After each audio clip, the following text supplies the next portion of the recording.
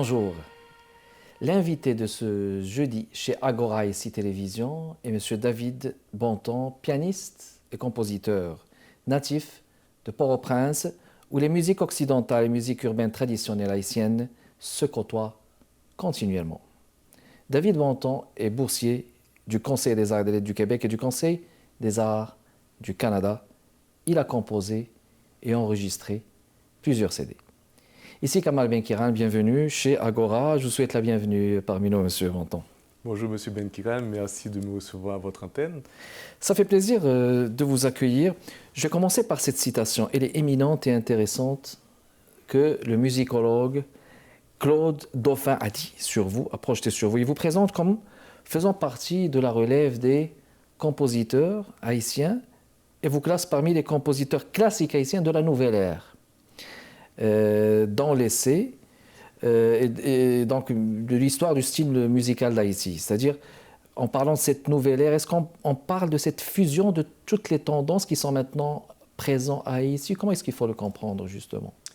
Il faut le comprendre dans le fait qu'il existe une école de compositeurs nationaux, une école de composition nationale en Haïti, ce qu'on pourrait appeler art music en anglais, ou musique savante, ou musique classique. C'est donc le fait de mettre dans la musique de concert la stylisation de ce que l'on retrouve dans les diverses traditions musicales en Haïti.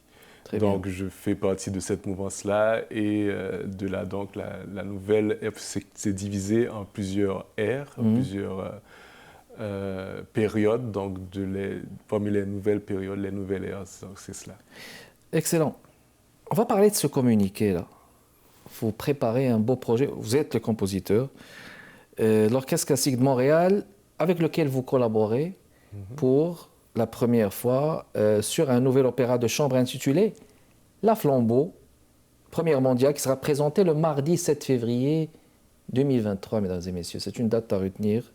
À la salle Pierre Mercure, dans le cadre du mois de l'histoire des Noirs, à Montréal. Mais avant de parler de ça, là, on parle d'un opéra de chambre. Hein. Il y a une terminologie quand même en musique. Là, on voudrait juste rapprocher les gens qui nous regardent, là, téléspectatrices, téléspectateurs du Canada. Quand on parle d'opéra de chambre, M. David Bonton, c'est quoi la différence entre opéra tout court? Est-ce qu'il y a une différence entre les deux? Dans le fond, c'est la même chose. On parle bien d'un opéra, c'est-à-dire la présentation scénique d'une œuvre théâtrale qui a été mise en musique, afin de rendre tout ça musicalement.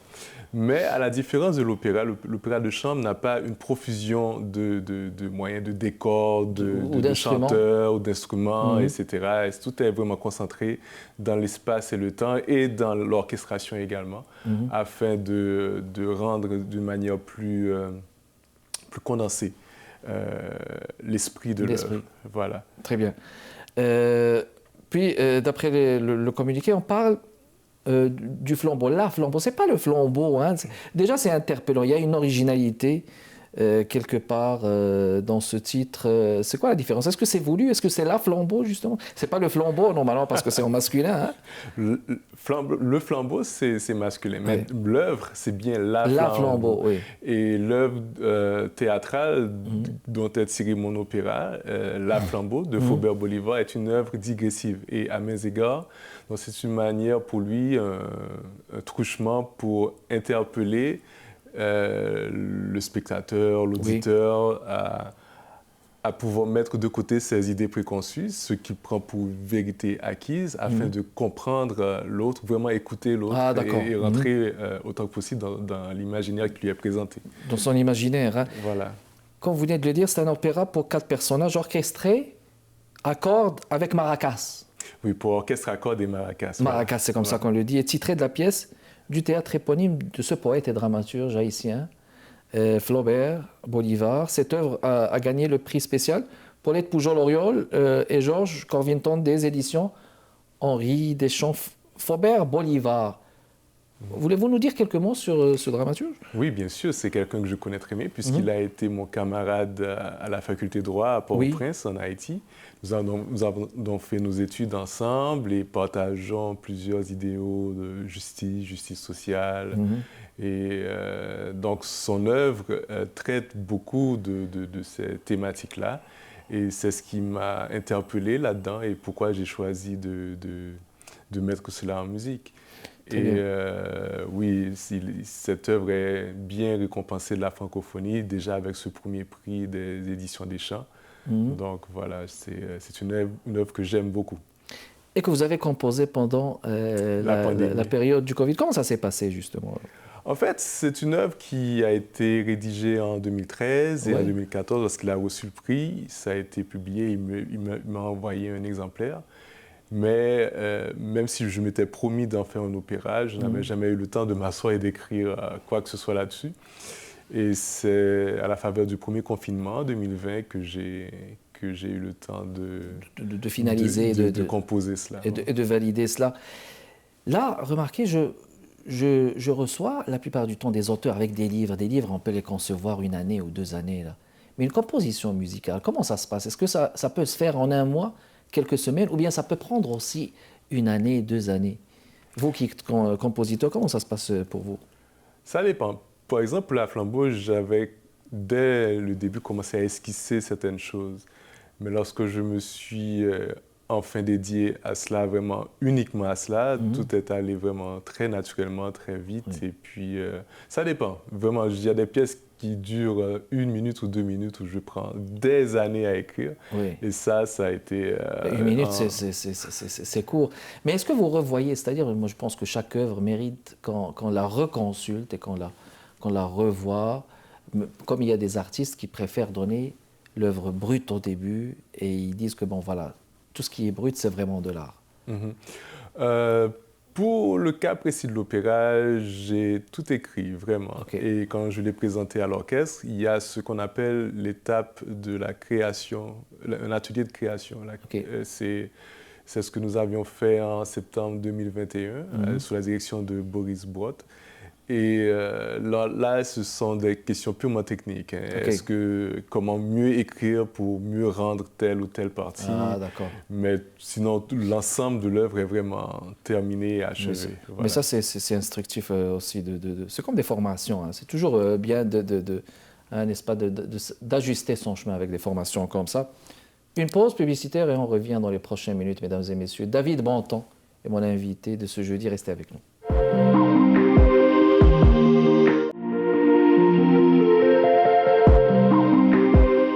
De retour avec vous, mesdames et messieurs, chez Agora, en ce jeudi, à ICI Télévision. Je continue la discussion avec mon invité, M. David Bonton, pianiste-compositeur. Il fait partie de la relève, un jeune monsieur, tout ce qu'il y a du vrai potentiel en musique, un compositeur. Il va présenter une œuvre de valeur avec l'orchestre classique de Montréal. On va s'en parler. C'est une œuvre inspirée des mythologies d'Afrique, n'est-ce pas, de l'Ouest, préservé dans le vaudou haïtien. Dans le vaudou haïtien. Et texte d'opéra dénonce la corruption, la misogynie, l'abus de pouvoir. On dirait que c'est une œuvre engagée politiquement. Est-ce qu'on peut le dire comme ça? On peut le voir comme ça, mais pour ma part, qui suis habitué à être mis en contact avec tellement d'influences sonores, on voit que ce qui nous entoure naturellement et dans toute notre vie, même si on ne se rend pas compte, c'est le pluralisme des influences, que ce soit en musique, ou bien des croyances ou quoi que ce soit. Rien que, par exemple, dans une famille, un frère et une sœur, ou bien 2 frères qui ont le même père, la même éducation, ont 2 façons de penser différentes. Ils sont différents, voilà. Donc, et pourtant, ils sont appelés à vivre ensemble. Donc, pour une société créole comme celle que l'on connaît en Haïti, où il y a plusieurs influences. Donc, ce qui nous préoccupe, c'est encore une fois comment cohabiter ensemble. Voilà. Et cela, ça inclut, ça préconise le respect d'autrui, le respect mutuel de chacun et de ce qui chacun croit ou dit, comment il s'exprime, etc. Donc, c'est une œuvre qui prône la justice, qui prône le respect d'autrui et qui montre comment un monde sans respect, sans amour en fait, est une folie, est un enfer et voilà, c'est ça. Mais vous venez de dire quelque chose d'intéressant justement sur cette question qui se pose continuellement. Comment pouvoir vivre ensemble? Comment arriver à ce constat, à cette donnée qui est celle de vivre ensemble? C'est un mot qui court les rues. Hein. Il faut le dire, hein. On trouve ça partout là. Mais comment y vivre justement par la musique? Est-ce qu'il semble parfois que vous ressentez que vos objectifs sont atteints une fois que vous travaillez sur vos œuvres et que cette idée du vivre ensemble elle est là? Est-ce que vous sentez que vous pouvez atteindre vos objectifs à travers la musique avec ça?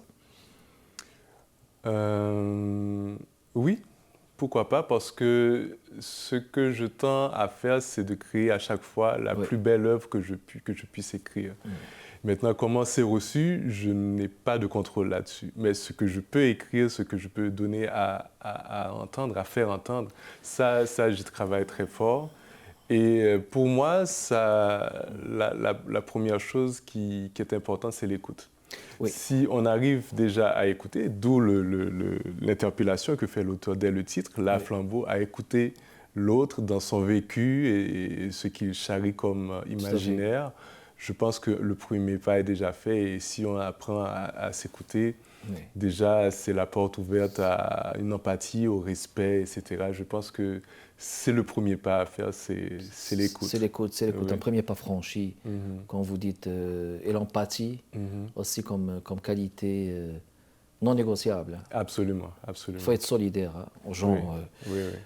On va retourner, si vous permettez, là, en jetant encore un coup d'œil. Là-dessus, il y a une diversité de gens qui participent à cette œuvre. La distribution est constituée de la soprano d'origine camerounaise, Suzanne Tafo, de la mezzo-soprano canadien Catherine Daniel, du ténor canado-jamaïcain Paul Williamson et du baryton basse américain Brandon Coleman, et la mise en scène signée par la comédienne et metteur en scène montréalaise Maria Inger. C'est ça? Inger, pardon. Ouais. Maria Inger. C'est prononcé en anglais, excellent. Voilà. Et le chef Alain Trudel qui assure la direction musicale, justement. Comment s'est fait la distribution de ces rôles d'artistes? Est-ce que vous êtes partis les chercher? Est-ce qu'ils se sont imposés par eux-mêmes, justement? Bon, il y a tout un choix qui est fait. Bon, premièrement, les solistes sont des chanteurs lyriques afrodescendants, puisque on présume que la scène se passe en Haïti. Et donc, le choix se fait en fonction de leur disponibilité et s'ils aiment le rôle qui leur est attribué, et puis on y va comme ça. Et puis, pour la mise en scène, donc, on cherchait quelqu'un de Montréal qui puisse vraiment traduire scéniquement l'œuvre pour le regard montréalais. Et le chef d'orchestre, Alain Trudel, qui est un grand ami de Boris Bott, qui à l'origine devait diriger l'œuvre. C'est un choix absolument heureux et je suis très, très choyé, très fier d'avoir tout ce talent-là à contribution de mon œuvre. Je vois une très belle représentation de la diversité, effectivement, à souligner et à mentionner. Cet opéra il fera l'objet d'un enregistrement apparaître sous l'étiquette ATMA. Atma classique. Classique, c'est le label. C'est ça. Voulez-vous nous en dire quelques mots à ce niveau? Bon, lorsque nous discutions préalablement de la production scénique, et puis nous sommes rendus compte, et moi surtout, que tout ce déploiement de ressources, autant humaines que matérielles, et pour une représentation scénique uniquement, ça aurait été comme quelque chose d'un peu inabouti si on n'en avait pas une trace. Et voilà, le directeur artistique et le chef d'orchestre, Boris Bott, ont présenté les dirigeants d'Atma qui ont bien voulu prendre l'œuvre dans leur catalogue. C'est très intéressant d'avoir une étiquette, justement, un label. À ce niveau où il y a tellement d'intervenants et pour avoir une belle qualité d'enregistrement et pour bien présenter l'œuvre, ça prend une compagnie qui sache faire cela. Et aller à compte d'auteur aurait été quasiment impossible. Oui. Donc, ça donne une contenance et une consistance Absolument. Et justement à l'œuvre en question. Très bien, encore une pause et on revient dans les prochaines minutes, mesdames et messieurs. Mon invité de ce jeudi est M. David Bontemps. On parle musique classique, on parle opéra de chambre avec un compositeur talentueux qui présentera son œuvre prochainement. Restez avec nous, on vous revient.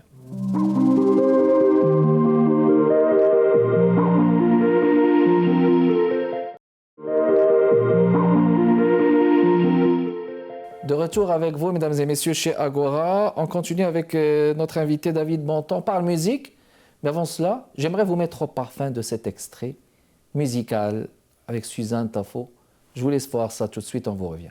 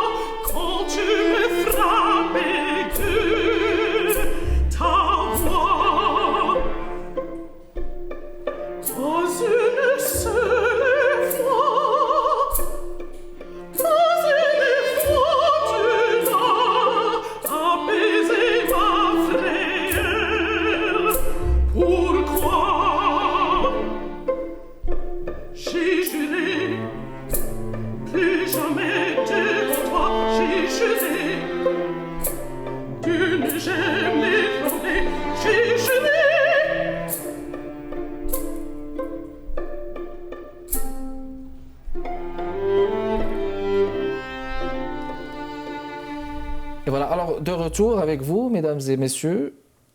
Bon, là, ça va être présenté le 7 février. Alors, voulez-vous nous donner plus de détails Alors, c'est le 7 février 2023 à la salle Pierre-Mercure à 19h30. Et c'est vraiment à 2 pas du métro Berry-UQAM. Donc, on prend la sortie Saint-Denis-Maisonneuve et c'est sur Maisonneuve. Et le 13 février, ce sera présenté aussi au Broad Opera à Hamilton, en Ontario.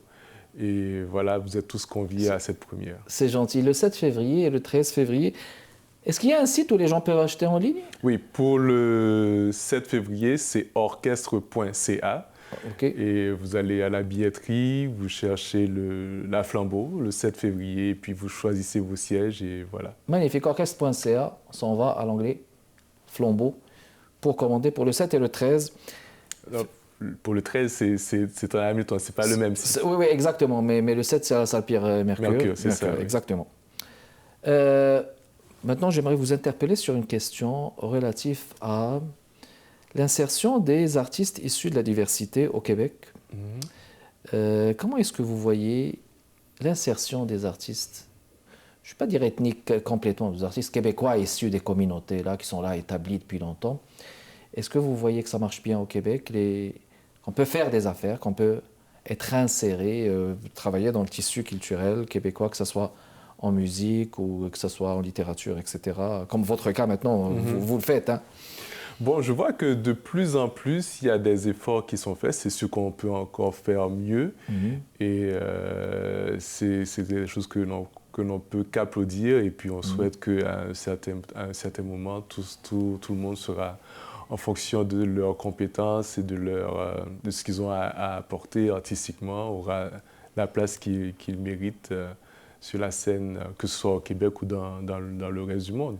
Parce que justement, il me semble que pour créer, ça prend aussi du soutien financier, ça prend aussi d'avoir du soutien du Conseil des arts, des lettres du Québec, du Conseil des arts du Canada. Vous avez été boursier. Oui. C'était une bonne expérience. Oui, toujours. Au contraire, je n'ai que de la gratitude envers des institutions. Par exemple, le Conseil des arts et des lettres du Québec a institué une bourse, la bourse Vivacité, uniquement dédiée Mais ça, c'est une bourse uniquement dédiée pour les artistes. Pour les artistes de la diversité. Pour la relève, non Non, de la diversité. Pour la diversité, oui. OK. Oui. Donc ça c'est une bourse, justement, qui date pas de plusieurs années. Hein. Oh oui, ça date depuis pas mal de temps. Une dizaine d'années.